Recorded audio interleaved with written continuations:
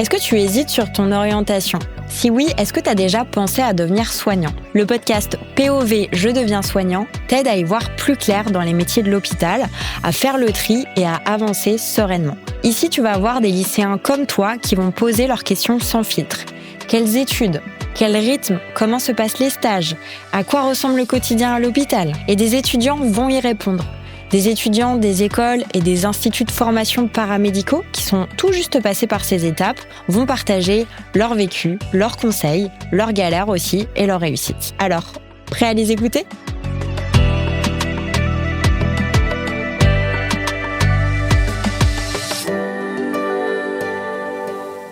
Bonjour, je m'appelle Benjamin et je voulais te poser une question. Qu'est-ce qui t'a le plus surpris en stage par rapport à ce que tu as appris en cours ?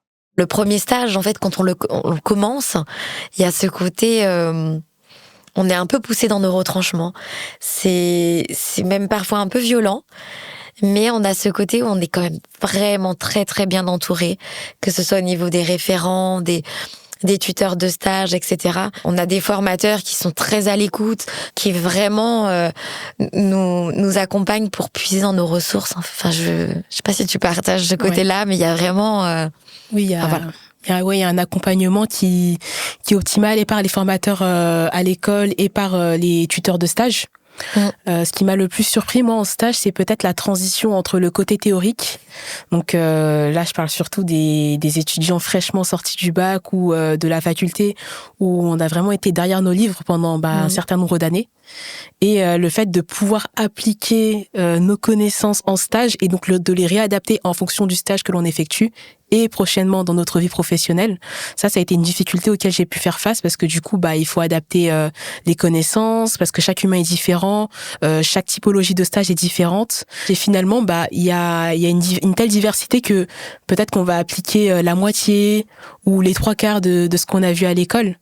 D'autant plus que... Mais c'est comme, en fait, si tu résumes, on a un être en face de nous. C'est ça. Et c'est vrai qu'on est obligé de se séparer, en fait, de ce côté théorique parce que on est face à un être humain et la portée est beaucoup plus importante. Je suis d'accord.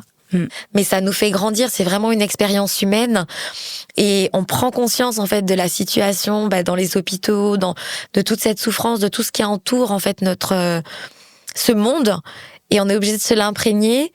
Et c'est merveilleux parce qu'en fait, on arrive à ce point de rencontre entre ce qu'on apprend sur la physiologie et tous les actes médicaux auxquels on commence l'apprentissage, en fait, on va dire. Je trouve que c'est un vrai bagage pour la vie parce que on apprend à prioriser. Donc ça veut dire on laisse vraiment les choses qui ont peu d'importance. Enfin, on priorise nos gestes, on priorise nos actions, on priorise nos mots.